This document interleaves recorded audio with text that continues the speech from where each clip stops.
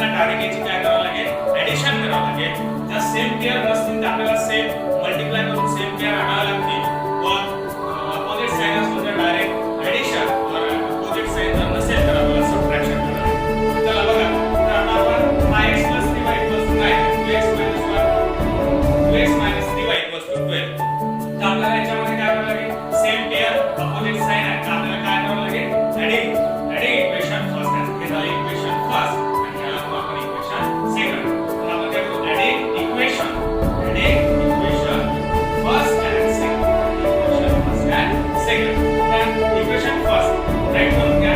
5x 3y 9 plus 2x 3y 12. आपल्याला adding equation करायचं. 9 plus 12 9 plus 12 9 plus 12 तर 21 plus 12 21. एक प्लस एक मायनस हे टर्म काय झाले, कॅन्सल झाले. नंतर आले 5 plus 2x 5x plus 2x झाले 7x. आता 7 इज अ मल्टिप्लाय केलं तर काय होते, डिवाइडेड बाय याला 4.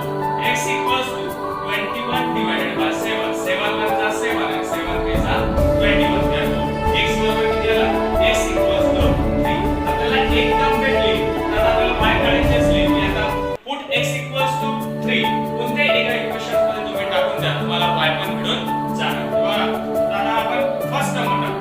Put x equals to 3 in equation first. आपण इक्वेशन फर्स्ट मध्ये पुट करू. बघा 5x 3y